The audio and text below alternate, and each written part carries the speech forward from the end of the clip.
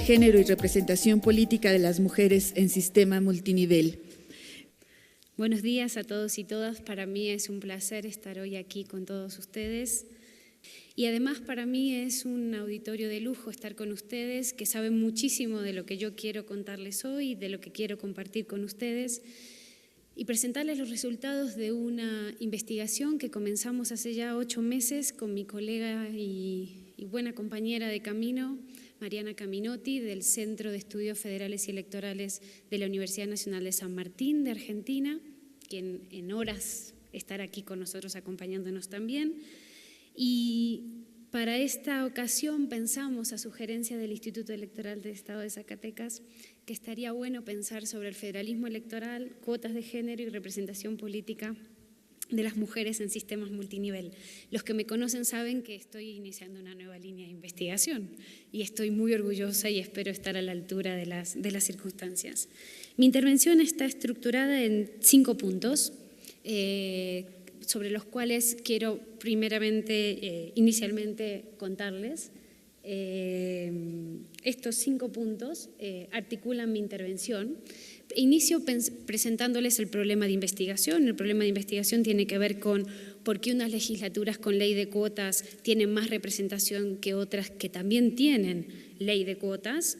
En segundo lugar, les presento mi diseño de investigación. En tercer lugar, exploro los niveles de representación femenina en las legislaturas subnacionales para 2 casos que son muy especiales y muy específicos porque son 2 casos de federalismo electoral.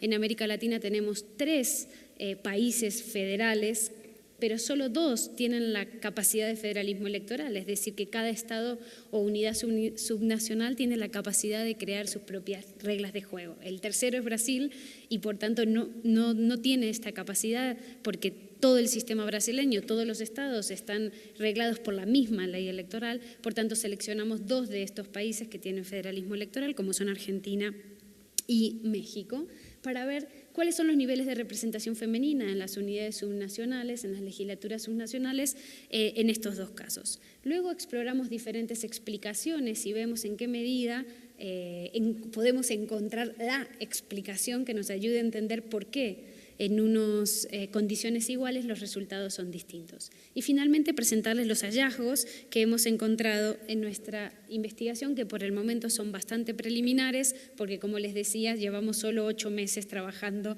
en esta investigación y en esta presentación. La primera cuestión, por tanto, tiene que ver con el problema de investigación. Y me permitirán presentarles el problema de investigación de esta manera, con una gráfica. Tomé la bandera de México por respeto a México, pero esto se puede aplicar a todo el resto de América Latina, que nos demuestra un problema claro: la escasa representación femenina en las legislaturas subnacionales. Es decir, no hay mujeres. No es que no hay mujeres, evidentemente hay mujeres, pero no hay mujeres que puedan llegar, o hay pocas mujeres en cargos de elección popular a nivel legislativo subnacional en América Latina. Si lo miramos en términos ejecutivos, la situación es mucho peor. De 18.000 cargos que están en disputas en elección ejecutiva en América Latina, es decir, a nivel de alcaldesas, a nivel de gobernadoras, solo 2.000 son mujeres.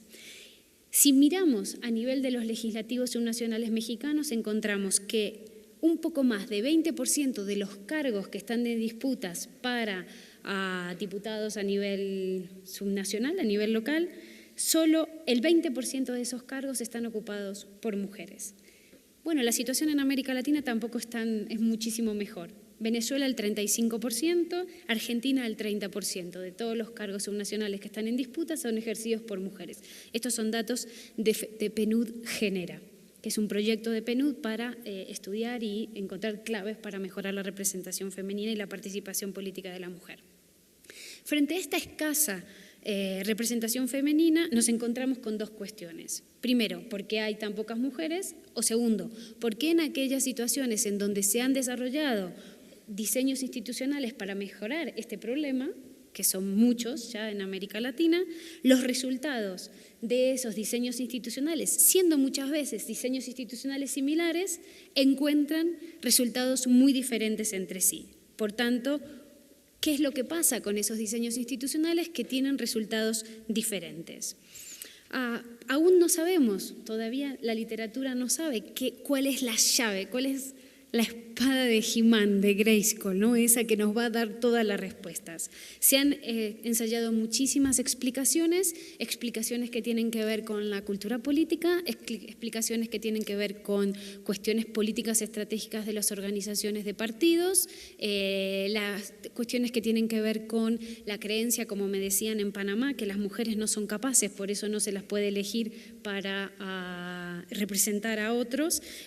También hay explicaciones de tipo de desarrollo económico, o hay explicaciones que tienen que ver con las élites y la capacidad de interpretación de la norma, a pesar de que la norma esté y sea clara una vez que hay que presentar candidaturas. Por tanto, lo que tenemos que saber es qué elementos institucionales y no institucionales debemos tener en cuenta para que el diseño institucional sea más efectivo en mejorar la representación femenina de los legislativos subnacionales.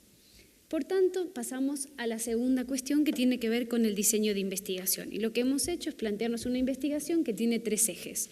Un primer eje que tiene que ver con la representación femenina, medida por el porcentaje de mujeres en la Cámara Legislativa nacional y subnacional, porque estamos pensando en una lógica multinivel, que ya les precisaré un poquito más sobre esto, tomado de los resultados electorales a nivel nacional y subnacional. Un segundo eje de análisis, que es nuestra variable explicativa fundamental, que es la que queremos corroborar su impacto, y es pensar en que, como los diseños de las cuotas no son similares, son diferentes, puede haber diferencias en el tipo de cuota que se está implementando. Entonces, proponemos un índice de nivel de fortaleza de cuota. Nuestra idea es que las diferencias en la fortaleza de esa cuota, que tiene una serie de elementos, nos va a llevar a tener mayor o menor representación femenina en las cámaras a nivel subnacional. Ahora, no podemos dejar de lado el sistema electoral. Toda la literatura dice que determinados sistemas electorales son más favorables a la representación femenina que otros. Por tanto, estamos haciendo jugar el nivel de fortaleza de la cuota con el diseño del sistema electoral. Para estos 2 ejes, los datos que utilizamos provienen de las leyes y de los códigos electorales. Nos hemos leído todos los códigos electorales argentinos y todos los códigos electorales mexicanos. Si quieren, luego con un café hablamos sobre la experiencia de haber leído todos estos códigos. Creo que hice una inversión a la cultura de redacción dispar entre los diferentes estados, ¿no? Y he descubierto cosas muy interesantes. Ahora, algunas precisiones metodológicas que me gustaría tener en cuenta. 1, selecciono los casos por el federalismo electoral, es decir, por la capacidad de los estados subnacionales de diseñar sus propias reglas. 2, presento esta investigación con el ánimo de superar un sesgo que hemos tenido en la política comparada durante mucho tiempo, que era mirar a los sistemas políticos como si fueran cajas nacionales, sin mirar lo que ocurre a nivel subnacional. Lo que estoy intentando decir es que hay que superar el sesgo nacional que tanto nos alertaba Steinrock-Kahn, el comparativista europeo, y tenemos que ir a mirar lo que ocurre dentro de los sistemas políticos. Y por tanto lo que hago es, no estoy comparando Argentina y México, estoy haciendo una investigación con un N todavía pequeño, pero un N mucho mayor de 2, con 84 observaciones, porque lo que estoy observando son leyes electorales, o sea, mi unidad de análisis son leyes electorales, observándolas en los distintos distritos, y muchas veces las leyes electorales varían en función del tipo de distrito que es, si es RP o si es mayoría relativa. Por tanto, mis unidades de observación se incrementan. En este sentido, estoy haciendo un método comparado a nivel subnacional. Lo que Richard Snyder está llamando la atención en las últimas investigaciones de que tenemos que ir a aprovechar esta fantástica cuestión de tener sistemas federales, lo cual replica las posibilidades de comparación. También queremos superar la visión tradicional de mirar solo el sistema electoral y, por tanto, queremos explorar y revisar el papel del diseño electoral de la cuota como una de las variables claves para explicar los niveles de representación de las mujeres. Esta es nuestra propuesta de índice, es un índice que tiene 5 dimensiones, de las cuales, bueno, muchos de ustedes las conocerán. Lo que tomamos en cuenta es el tamaño, es decir, el porcentaje de candidaturas que se deben asignar a las mujeres según establece la ley, y hacemos una categorización que tiene que ver con mínimo hasta el 30%, intermedio 40% y paritario 50%. Hay algunos casos en México que son 25%, por eso hemos puesto hasta 30%, y paritario sería, digamos, el valor de esta dimensión la más fuerte en relación a la fortaleza de la cuota. El alcance tiene que ver con algo que pasó en México, que nos ha llevado a introducirlo, porque esto fue muy interesante, porque claro, nos dividimos el análisis entre Argentina y México, y a mi colega le llamaba la atención, decía, Flavia, es tan importante poner el tema del alcance. Le digo, en México no podemos entender la cuota y los cambios en la legislación si no incorporamos esta cuestión que tiene que ver con a dónde se aplica la exigencia de la cuota, si es solo a los propietarios, como ha sido tradicionalmente, o a partir de los cambios recientes, si también se incorporan a los suplentes. Entonces, la cuota será más fuerte cuando sea la fórmula completa. La tercera dimensión tiene que ver con el mandato de posición. No sirve de nada que nos exijan cuotas si a nuestros hombres o a nuestras mujeres los ponen en los últimos puestos, en aquellos que no son elegibles, ¿no? Y los políticos saben claramente cuándo estamos ante un escenario competitivo y elegible y cuándo no. Ellos saben muchísimo más muchas veces que nosotros como politólogos, es mi experiencia. Por tanto, es importante que la ley sea clara sobre la existencia de posiciones claves en donde deben estar estas candidaturas ubicadas, ¿no? Por tanto, los categorizamos de tres maneras: está ausente en la normativa, es débil o está en los últimos lugares o en distritos uninominales, o es fuerte y ahí es donde están las candidaturas efectivas, que son donde es probable de ganar. Y aquí es donde nuestro índice es más fuerte, es decir, este es el valor en esta dimensión más fuerte. El enforcement es la penalidad, es decir, la penalidad en caso de incumplimiento de la cuota. ¿Qué pasa si no cumple lo que dice la norma? Bueno, puede ser que pierda la candidatura, así que no la pueda registrar a la candidatura. Y esto sería que directamente es muy fuerte la penalidad, es decir, esto sería una penalidad efectiva. Hay casos en donde directamente no lo dice, o lo dice de una manera un poco entreverada, que es difícil establecer que exista el enforcement. Es decir, que ahí tenemos como varias interpretaciones, ¿no? Y luego una válvula de escape. ¿Existe algo en la normativa que dice que puedo no respetar la cuota si hago alguna otra cuestión? En muchos casos existe, por ejemplo, la válvula de escape de las primarias. Si usted hace un proceso de selección de candidatos donde participen sus miembros y haya votación directa, o donde haya primarias, aunque podemos discutir qué es primarias y cómo mido qué es primarias y demás, usted está exento de aplicar la cuota. Si no hay excepciones para aplicar la cuota, es decir, si no hay válvulas de escape, ese diseño institucional es muchísimo más fuerte.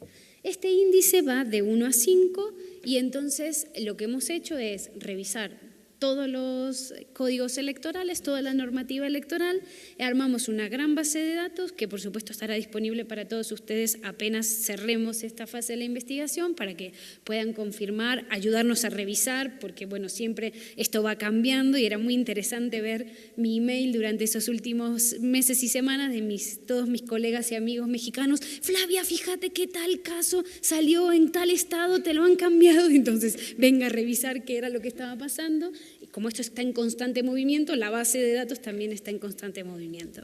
La otra variable explicativa era el sistema electoral, esto es lo más tradicional, ¿no? Y entonces hemos tomado 3 elementos del sistema electoral, no todos, donde lo que ustedes tienen es la fórmula electoral. Hay una tendencia a pensar que representación proporcional es más favorable al tema de la representación de género o la representación de grupos subrepresentados o minorías ficticias, pero minorías al fin. Magnitud de distritos, es decir, si es mediano o grande, la literatura no hay un consenso establecido. Hay investigaciones que dicen que, como Schmidt, que distritos pequeños pueden ser mucho más favorables, y hay otros que dicen que no, Jones y Alice, por ejemplo, o todos los trabajos de Jones, de que distritos medianos y grandes son más favorables. Y luego la literatura habla de listas cerradas y bloqueadas como el tipo de estructura de voto más sensible a este tipo de cuestiones, y por tanto lo que hemos ido es también hacer una base de datos para mirar los sistemas electorales en cada uno de los distritos en las 84 observaciones que tenemos en nuestra base de datos de Argentina y México de manera subnacional. Nuestra hipótesis, por tanto, es que cuanto más fuerte sea la cuota, cuanto más fuerte sea la ley de cuota y su diseño, y cuanto más favorable sea el sistema electoral, caracterizados por estos valores de las dimensiones, mayor representación debería tener las mujeres en las legislaturas subnacionales. Pues la exploración de la variable dependiente, entonces, es ir a mirar cómo es la representación femenina en estas legislaturas subnacionales y nacionales. Esto es rápido, esto es la situación de Argentina, solamente para mostrarles, esto ya lo conocen, porque esto es lo que ocurre a nivel nacional. Yo no sé si se ve desde allá atrás, espero que sí, pero la más clarita o la verdecita son las diputadas argentinas y la más oscura, la negra, son las senadoras argentinas. Entonces lo que vemos aquí, que en el 91 cuando se implementa la cuota, comienza a haber un crecimiento significativo de la representación femenina. En el caso de senadores, esto era antes de la cuota y fíjense lo que pasa con la cuota a partir del 2001, se incrementa. Luego hay como una caidita ahí, habría que explicar por qué, pero bueno, esto es una muestra a nivel nacional de lo que es diputados y senadores argentinos. Esto es México, a nivel de Cámara de Diputados, también se nota un significativo cambio a partir de la aprobación de la cuota, y esto es a nivel de senadores, ¿no? Partimos de niveles, en los dos casos, partimos de niveles de menos de 10 a llegar en los dos casos en 37 y 39 puntos porcentuales de representación femenina. Ahora, ¿qué pasa a nivel subnacional? Y esto es el eje, ¿no?, de lo que a nosotros más nos interesa. Lo que tenemos que la representación subnacional, lo que ustedes ven aquí de los diferentes distritos que hemos analizado, si es MR es mayoría relativa, si es RP es representación proporcional, lo que es oscuro son las mujeres en las cámaras, porcentaje de mujeres en las cámaras, y lo que es más clarito es porcentaje de hombres en la cámara. Entonces, esta es la situación, esto es una foto, es la última foto, son los datos de la última integración en Argentina y México. Y lo que encontramos aquí es que hay diferencias entre los diferentes estados, es decir, que la variable dependiente nos varía porque no existe la misma representación en todos los estados. Acá van a ver algo más clarito, esto es a nivel nacional, México y Argentina. Los niveles, como les decía, son de 37 y 39 puntos porcentuales.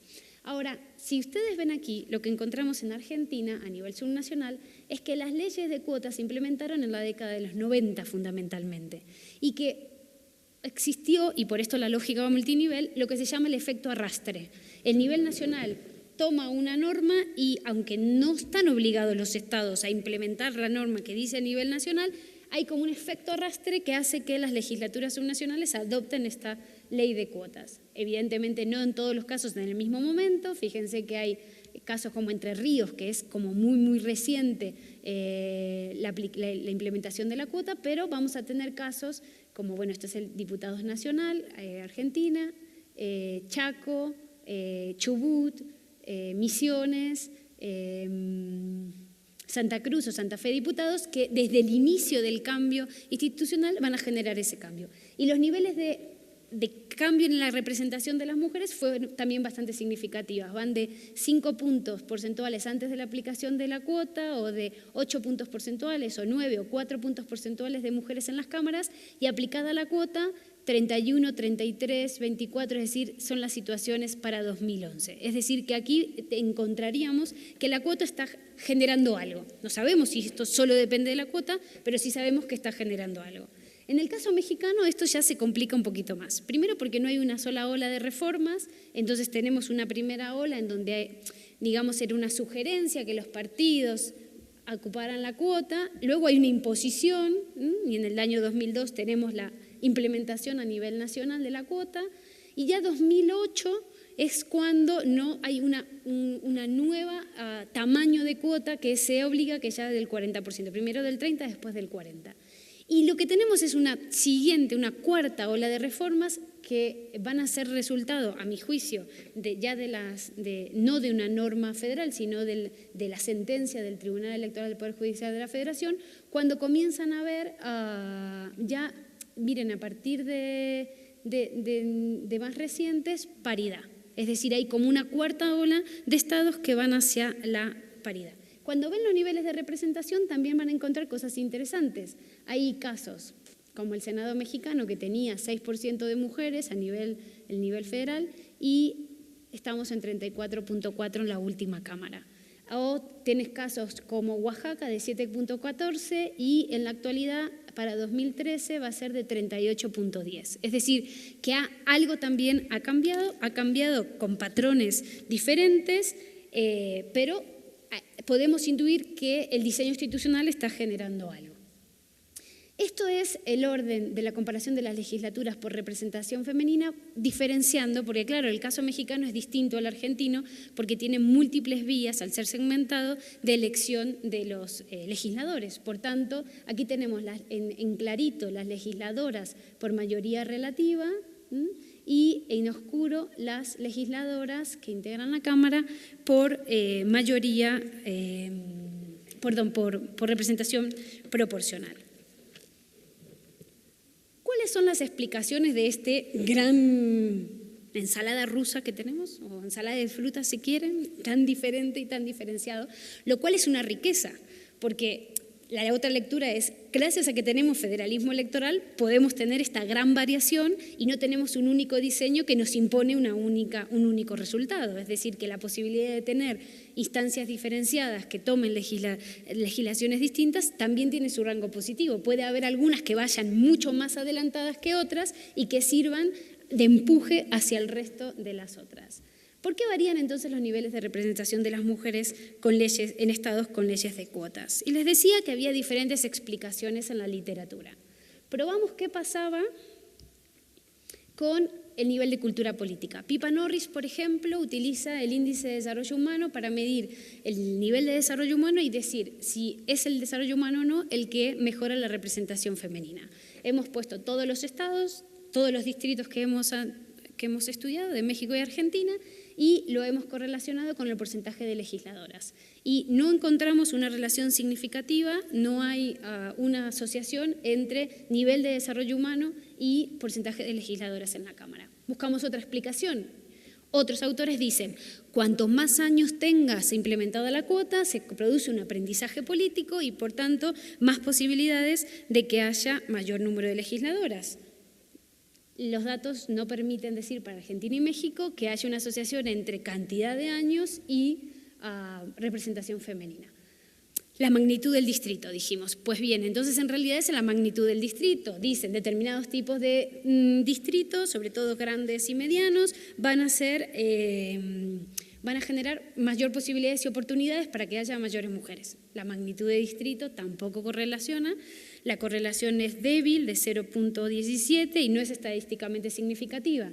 Y si lo ven en el caso de la anterior era todos los casos juntos, aquí es segmentado por los 3 tipos de distritos y tampoco parece ver una diferenciación en que sea la magnitud del distrito la que te favorece la representación femenina.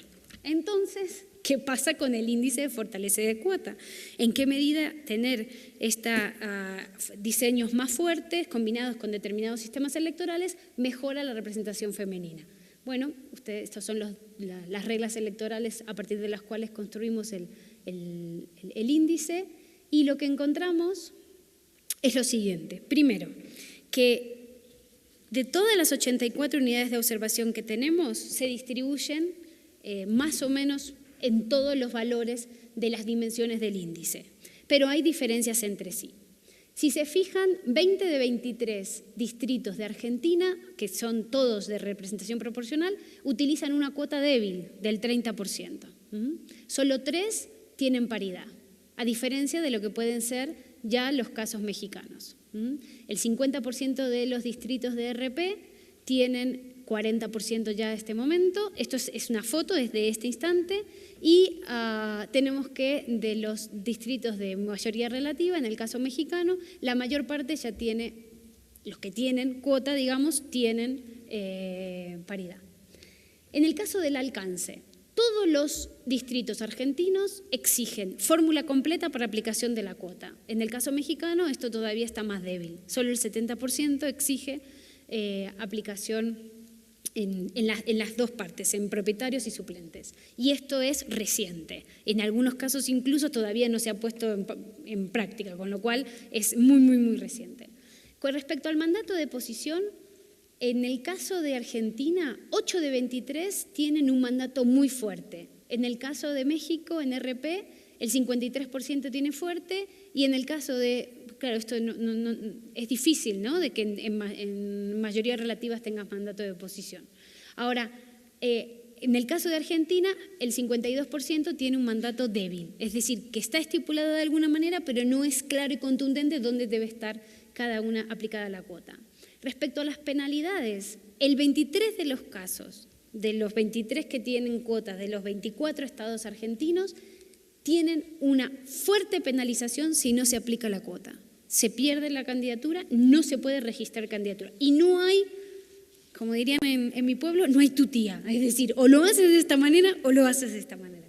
Ahora, en el caso mexicano esto no está tan claro. Es decir, las penalidades no están tan claras en todos los casos. Es muy difícil establecer, incluso he encontrado en muchos códigos que hay un corte y pega. El mismo artículo copiado, redactado de la misma manera, sobre todo en las reformas más actuales, te dicen, primero se le llama la atención, después se le da 48 horas y se le llama la atención, después se le da otras 24 horas y si no se le amonesta, pero no te queda claro qué significa amonestar, y si no, recién después, tercera posibilidad, vamos a quitarle la candidatura, no vamos a registrar la candidatura. Por tanto, hay todo un proceso que no termina de ser bien claro, es decir, no es el contundente de Argentina de usted no puede registrar la candidatura. Y respecto a las válvulas de escape, si se fijan, el 85% de los sistemas de distrito de mayoría relativa, en el caso mexicano, tiene válvulas de escape. Es decir, si usted hace primarias, o si usted dice que hace primarias, porque el código no dice si van a ir a revisar si hacen primaria y cómo hacen la primaria, si usted dice que hace primaria, pues entonces está exento de aplicar la cuota. La aplicación del índice, por tanto, nos da una ordenación de todos los estados mexicanos divididos por distritos y de los estados argentinos que tienen cuota. En el caso mexicano, solo Nuevo León no tiene cuota, por tanto queda fuera del análisis. En el caso Argentina también hay uno que no tiene cuota, pero la mayor parte tienen cuota y tienen cuota en diferentes distritos. Ahora, la aplicación del índice, que va de 1, que es una cuota débil, y 5, el rango máximo, que es una cuota fuerte, nos permite ordenar, y aquí no están todos los estados, solo pusimos los más altos y los más bajos como para que mostrarles, pero tenemos calculado para todos los casos. Lo que nos dice es que Sonora para representación proporcional, Chihuahua, Chiapas, Santiago del Estero, Coahuila, San Luis Potosí, Río Negro y Tlaxcala aparecerían con el diseño de cuota más fuerte. Seguramente ahora mismo me están pensando, ¿y por qué mi estado no tiene cuota fuerte? Por favor, no hagan esa pregunta ahora en las preguntas, pero les prometo que luego vamos y revisamos cada uno por qué está codificado de tal manera. Pero curiosamente, Tabasco, Morelos, Hidalgo, Guanajuato, Durango, si se fijan, la mayor parte, los de menores valores son todos casos mexicanos. Es decir, que en Argentina aparecen 1, Río Negro, sí, sobre todo Río Negro y Santiago del Estero aparecen en el sumum del valor máximo de los índices, pero no hay ninguno entre los de menor valor del índice. Ya estoy casi terminando, les prometo. Así nos vamos todos a comer.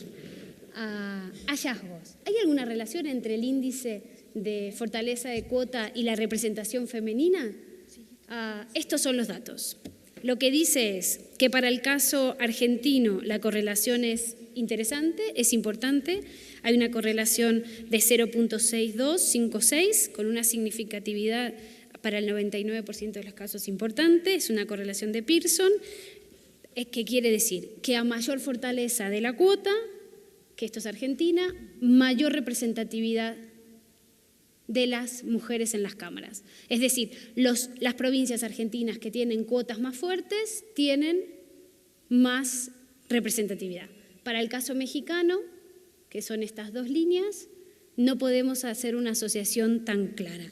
No hay una correlación fuerte entre el índice de la cuota, las correlaciones son débiles, son de 0.14 para representación proporcional y son de menos 0,09 para el caso de mayoría relativa. Lo que está diciendo es que para Argentina el índice de la cuota te permite, la fortaleza de la cuota te permite explicar representación femenina, para el caso mexicano no está permitiendo. Son muy débiles las asociaciones entre estas dos variables.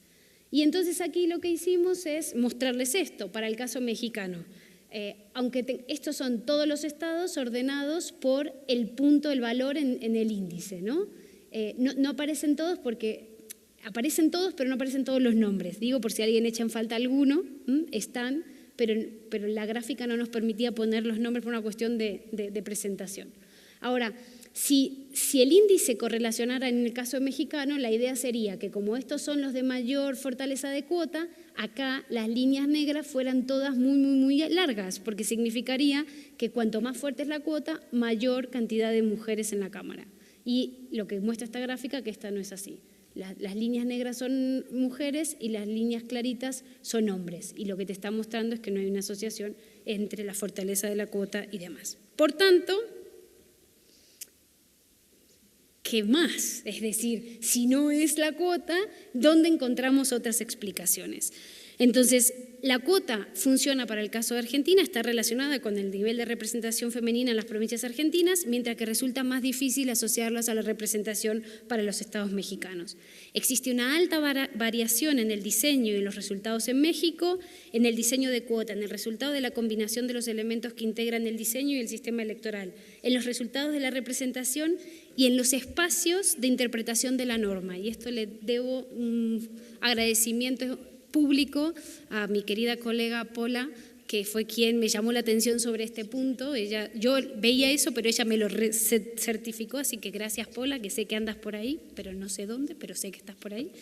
Y hay mucho espacio para la ambigüedad y para la vaguedad en la interpretación de lo que está diciendo el código. Por tanto, por más que tú tengas una cuota que en el diseño, en lo formal, sea fuerte, luego al momento de interpretación y de poner en práctica esta cuota, hay todavía muchos espacios en los estados mexicanos para la interpretación de las élites. Dos características del diseño que diferencian a la mayoría de los estados de Argentina de los de México es que en Argentina no hay válvulas de escape, en ninguno de los casos, y en el caso mexicano, las dificultades para establecer los mandatos de posición. Por tanto, hay interpretación en donde todavía van ubicadas las mujeres en este caso. Y la tercera cuestión es el hecho de que no haya penalidades más fuertes respecto a qué pasa cuando no se respeta la norma en estricto sentido. Por tanto, el diseño de la cuota, su fortaleza y el resultado en Argentina son más homogéneos para los 23 estados, 23 provincias, no existen válvulas de escape, no hay excepciones, hay mucho enforcement, obligan a cumplir la cuota en buenas posiciones, hay más mandato de posición y, como diría una colega mía, se cumple lo que aparece en el papel. En el caso mexicano, el federalismo electoral es mucho más pronunciado que en el caso de Argentina y los actores tienen mucha más capacidad de interpretación de la norma de lo que tendría en Argentina. Los partidos aplican la ley de cuotas de manera minimalista y burocrática muchas veces, consideran el porcentaje mínimo legal como un máximo y arman listas electorales con una configuración de género acorde con el requisito mínimo de mandato de posición, el cual generalmente establece una mujer cada dos y no dos mujeres y un hombre. Futuros análisis, a explorar cómo sigue la investigación. Para ir terminando y agradeciéndoles. Los procesos de selección de candidatos y el modo en que la organización interna de los partidos funciona dificulta la aplicación de la cuota. Tenemos un desafío para ir a pensar, creo que hay que ir a mirar cómo hacemos internamente más democráticos a los partidos. Yo sé, Víctor, que llevamos años diciendo esto y llevamos haciéndolo muchos de nosotros mucho tiempo, pero hay un punto que cuota y primarias tensiona, por tanto tenemos que ir a trabajar sobre eso, me parece, y si alguien tiene que diseñar una tesis de doctoral, creo que ahí tiene un tema fantástico de investigación. Segundo, hay que trabajar sobre la manera en que están redactados los códigos que pueden favorecer la interpretación de la norma, minando la representación femenina. Tercero, creo que hay que fomentar la incorporación del mandato de posición como un mandato de orden público, es decir, no compite el que no cumple con este mandato, algo que sí aparece en Argentina. Hay que reforzar el enforcement, es decir, las penalizaciones, y creo que para nuestra investigación habría que pensar cómo eliminar las válvulas de escape, porque claro, es siempre la misma tensión, hasta qué punto los organismos electorales o la legislación tenemos capacidad para legislar la vida interna de los partidos sin hacerlos a todos los partidos exactamente iguales, ¿no? O sea, los partidos también tienen que tener su posibilidad de generar su propia norma y su propia práctica y su propia vida. Por tanto, esa tensión entre libertad de acción y cumplimiento de la norma creo que aquí está presente y creo que hay que pensarle más. Y creo que este análisis ganaría muchísimo más si ahora el siguiente paso es segmentar la representación femenina de género en los estados a nivel subnacional por partido político. Es decir, no solo ir a ver cuáles son las prácticas y hablar en general, sino ir a ver caso por caso, estado por estado, cuáles son las estrategias de los partidos políticos en relación a la representación de género. Si les gustara seguir en contacto conmigo, aquí tienen mi Twitter. Muchísimas gracias y quedo a vuestra más entera disposición. Muchas gracias. En los paneles, bueno, pueden estar en la libertad de hacerlo, pero de todos modos vamos a tratar de que después del comentario de la consejera presidenta podamos tomar un par o tres preguntas y desde luego después permitir que la doctora Freidenberg pueda hacer una respuesta tan amplia o tan puntual como ella considere. Entonces, le cedo el uso de la palabra a la doctora Leticia Soto para iniciar un poco este intercambio de opiniones a partir de la presentación realizada por la doctora Freidenberg.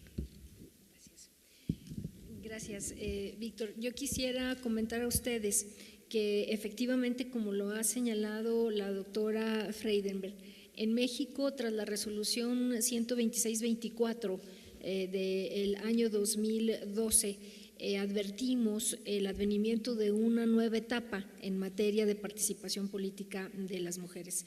Pero también surge la conciencia de que hay un análisis pendiente que tiene que ver con la homologación en las leyes electorales locales respecto de esta participación y desde luego con una valoración muy puntual respecto de qué es lo que sí ha funcionado en este tema y cuáles son las metas inmediatas a las que debemos atender. Por eso a mí me parece fundamental y agradezco desde luego esta participación de la doctora, porque ella lo comentaba hace un poco más de un año que coincidimos, hubo esta provocación de hacer este estudio para venir a Zacatecas y bueno, yo quiero reconocer el extraordinario esfuerzo y el haber compartido este interés con el Instituto Electoral del Estado de Zacatecas para poder advertir cuáles son estos puntos finos, estos hallazgos a los que se ha referido la doctora y que sin duda alguna deben de marcar la agenda de las mujeres políticas, de los colectivos feministas del país y de todas quienes nos interesamos y de todos quienes nos interesamos desde luego en una democracia más amplia. Si partimos de la base de que no hay democracia posible sin la participación plena de las mujeres en la política, si acaso habrá media democracia, entonces tendremos que advertir que en este análisis destacan algunos puntos importantes y hacer desde luego puntualización respecto de que hay que homologar las cuestiones legislativas y en este tenor me parece que tenemos una buena tarea a nivel nacional para señalar precisamente cuáles son esos puntos de las fortalezas en la cuota de género que están pendientes y en segundo lugar, cómo fortalecer la participación de las mujeres al interior de los partidos políticos para insistir en la voluntad de las élites respecto de la asignación de las candidaturas de mayoría relativa y desde luego los espacios ganadores para las mujeres. En cuanto a la interpretación en materia de la aplicación de las cuotas, también se advierte este problema y yo me quiero referir precisamente a la resolución 126-24, conocida como la antijuanitas, y la reciente la 1080 de este año, en donde también conocida ya como solo para mujeres y donde la Sala Superior ha determinado la constitucionalidad de la convocatoria exclusivamente para mujeres para participar en el servicio profesional electoral del IFE. Me parece que es un nuevo parteaguas en materia de fortalecimiento de la participación política de las mujeres, porque se establece pues que una medida de esta naturaleza, si reúne las condiciones de ser transitoria, una medida temporal y una medida emergente, no puede considerarse como violatoria del derecho de los varones a participar. Entonces, me parece que el estudio de Flavia nos aporta precisamente este análisis. Yo destaco de lo que se nos ha presentado el análisis de estos puntos de fortaleza de las cuotas de género, y hago la invitación para que en nuestros estados repliquemos este modelo para poder identificar pues nuestra agenda inmediata para fortalecer la participación política de las mujeres en México en los sistemas subnacionales. Muchísimas gracias, Flavia. Estamos atentos si hay alguna pregunta para nuestra ponente. Es un estudio bastante profundo y agradezco la bienvenida que nos ofrece el Instituto Electoral de Zacatecas, así como la SOME. Este estudio es bastante interesante, pero sí me gustaría saber un poco, o tal vez aumentar la línea de estudio, no sé, qué tan buen éxito tiene la mujer ya en las competencias electorales, en mayoría relativa, no en representación proporcional, porque al final de cuentas eso es por listas, pero en la competencia electoral, ¿qué tanto estamos teniendo de éxito la participación de la mujer en competencias por alcanzar la elección popular? ¿Sería cuánto? ¿Alguien más? Por favor.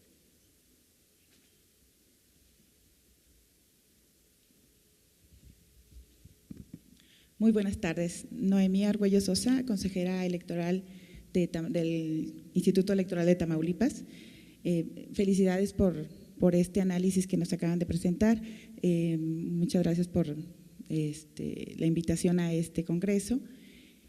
Tengo una duda que a la hora de presentarla, de ver las diapositivas, no sé si fue por el tamaño de la letra o qué fue lo que pasó, pero me llamaba la atención que a la hora de hablar de los porcentajes de representación de las mujeres y de los hombres en las legislaturas locales, creo, o no sé si se refería a la federal, decía, por ejemplo, Sonora, RP, y en el caso de Tamaulipas decía MR. Entonces, en todas las legislaturas tienes RP y MR, o sea, mayoría relativa y representación proporcional. Los datos que se presentaban ahí en Tamaulipas no checan con lo que acabamos de tener como resultado. Finalmente, no sé si haya habido una confusión, si estamos hablando de las legislaturas, lo que me hablaban ahí de subnacionales, pero que se refiera a los candidatos, a diputados federales y senadores en la legislatura o a nivel local, porque los datos a nivel local no coinciden con los datos que teníamos nosotros, entonces sí es importante. Y otra observación, finalmente en el caso del Código Electoral para el Estado de Tamaulipas, tenemos una cuota de 60-40 y no se establece claramente lo que llaman usted como alcance de que debe de ser, o sea, exactamente el mismo género. Sin embargo, sabemos que la llamada resolución anti-Juanitas o adiós a los Juanitas impacta a nivel federal y precisamente en el proceso electoral que acabamos de concluir se aplicó. Entonces, finalmente eso nos da una fortaleza en la cuota de género, aunque no esté como tal en el código. Okay, gracias. Sí, Rosario Varela de la Universidad Autónoma de Coahuila. Bueno, pues me gustó mucho la conferencia, me da certeza sobre lo que estoy trabajando. Junto con Pola trabajo el espacio subnacional, los congresos locales justamente. Y bueno, nada más para los temas que se manejaron ahí como parte del futuro de la agenda, ¿no? Me parece que habría que considerar dos aspectos que relativizan la fortaleza de la cuota de género. Uno es justamente la interpretación que se hace de la ley en los institutos electorales. Ejemplo, Coahuila tiene paridad, tiene alternancia de género en las candidaturas de RP. Sin embargo, los consejeros acordaron interpretar la paridad como un propietario hombre y una suplente mujer, de manera que siempre tuvimos candidaturas propietarios hombres, ¿no? Entonces, eso definitivamente le quita fortaleza a cualquier diseño de la cuota, ¿no? Porque me llamó la atención que Coahuila está dentro de estos estados con fortaleza, ¿no? Y para que se vea nada más, ahorita tenemos 16% de mujeres integrando una cámara de 25, ¿sí? De 25 en total. Entonces, esa fortaleza en la práctica pues no está.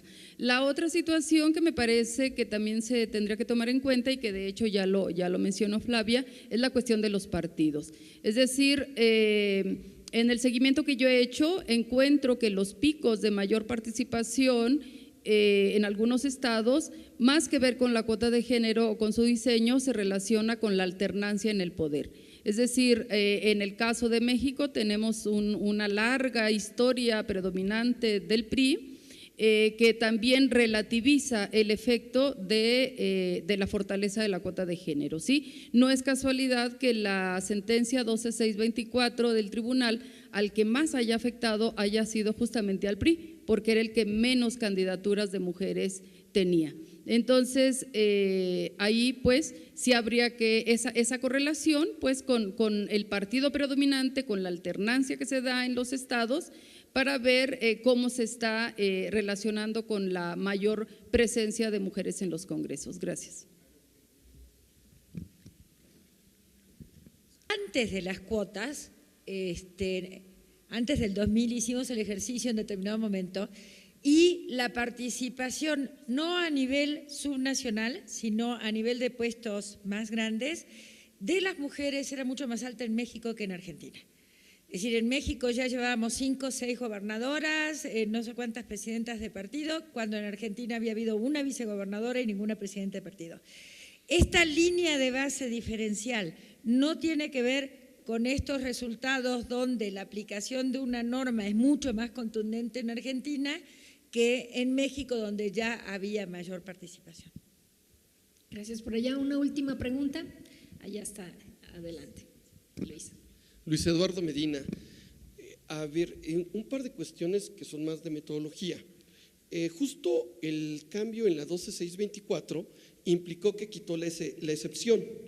Eso significa que en los datos como están corridos, la sentencia es de noviembre de 2011, justo en el inicio del proceso electoral federal y que luego impactó también a los procesos locales de 2012 y a los locales de 2013.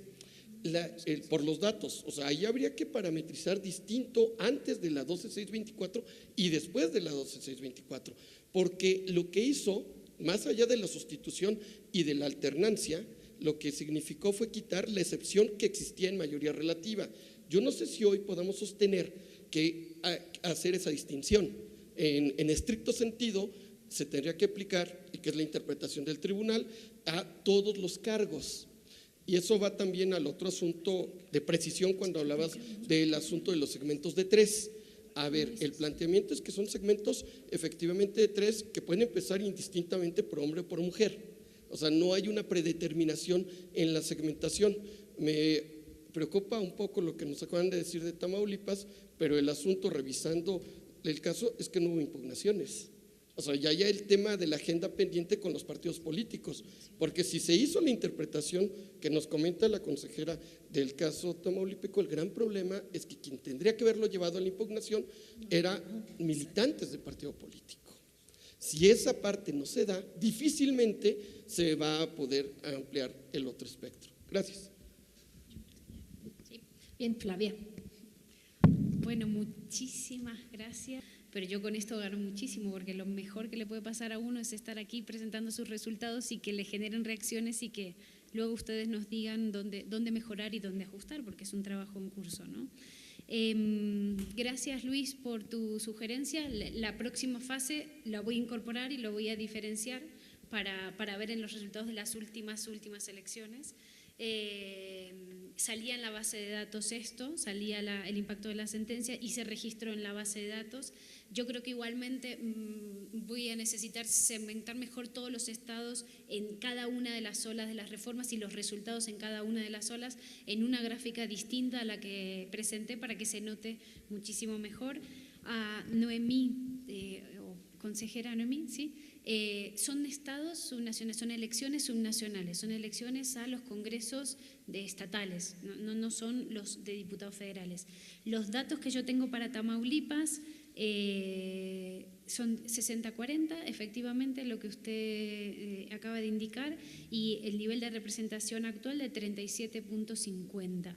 Cuando segmentamos y aparece mayoría relativa, es una cuestión metodológica, mayoría relativa y representación proporcional, lo que hicimos fue ir a cada una de las páginas web de cada uno de los congresos y lo que hicimos fue contar. Entonces nos pasamos una semana contando, bueno, fueron menos que una semana, pero nos pasamos contando ahora. Nos hubiera encantado tener una tabla homogeneizada con los resultados de representación de cada uno de por datos oficiales. Los intentamos encontrar en los institutos, algunos los tenían, otros no los tenían. Lo que hicimos fue diferenciar por distrito, por tanto, aunque originalmente hicimos la representación por toda la Cámara, para poder medir el efecto necesitábamos diferenciarlo por el tipo de sistema electoral. Y por tanto separamos por eso porcentaje de representación por una fórmula y por la otra fórmula. Pero tenemos los dos datos, la conjunta y la diferenciada. Rosario, muchísimas gracias por estas recomendaciones. Lo de la interpretación de la ley de cuotas, de cómo se interpreta, ya lo había incorporado entre los caminos a seguir y refuerzo con lo que tú dices, vamos a seguir sobre esta línea. Ojalá seamos capaces de ir estado por estado diferenciando lo que dice la norma de cómo lo interpretan, ¿no? En casos concretos. De esta manera podemos ajustar mucho mejor como el caso de Coahuila, ¿no? Que parecería que estar entre los más guays de los guays y resulta que luego la interpretación es otra, ¿no? Y yo coincido, me encanta la idea que me das de introducir la alternancia en el poder del partido en el poder. Cuando yo estaba pensando en ir a mirar los partidos, no había pensado en incorporar el tema de la alternancia, pero voy a ir a buscar una correlación para ver en aquellos casos donde ha habido alternancia si hay mayor representación femenina o no, y en cada una de las generaciones, ¿no? de las etapas, ¿no? Me parece súper interesante esto para ver si a mayor alternancia hay mayor número de mujeres resultando, ¿no? En el caso de Rafael, a mí siempre me habían dicho que las mujeres en México tenían problemas para ganar elecciones en mayoría relativa, ¿no? Cuando yo hice el trabajo de campo de un proyecto para Salamanca, que entrevisté a gran parte de los diputados y diputadas mexicanas para el proyecto de élites parlamentarias de América Latina y para el proyecto de partidos políticos de América Latina, lo que me decían es: a las chicas las ponemos en puestos que sean seguros de las listas, más o menos, y algunos no tan puestos tan seguros, y las competencias las hacemos nosotros, ¿no?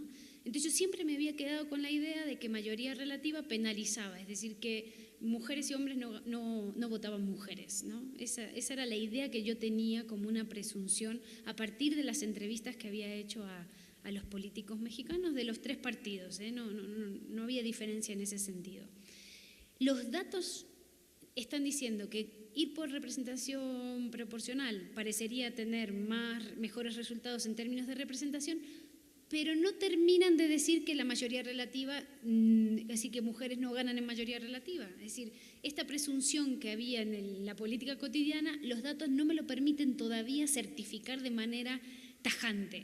Por tanto, hay que como diría un colega que estuvo mirando los datos conmigo, decía, hay que ver qué pasa ahí con la mayoría relativa. Hay algo raro que nos está dando que no lo estamos pudiendo entender. Por tanto, si me permites, te voy a contestar esta pregunta dentro de un año o dentro de 8 meses, cuando esté más segura sobre si ir por mayoría relativa te penaliza siendo mujer o no, a partir de los datos que me den las investigaciones. En cualquier caso, espero haber contestado más o menos a todos. Si quieren, luego tenemos 3 días para seguir hablando sobre estos temas. Muchísimas gracias a todos por vuestros comentarios y preguntas. El respectivo reconocimiento a la doctora Flavia Freiberg. La doctora Leticia Soto le hace entrega del mismo y pues desde luego agradecerles primero desde luego a Flavia la oportunidad de haber tenido su presencia aquí en nuestro Congreso Nacional de Estudios Electorales, desde luego al IES por esta magnífica coadyuvancia para haber podido tenerte aquí entre nosotros y desde luego pues a ustedes su paciencia, su generosidad y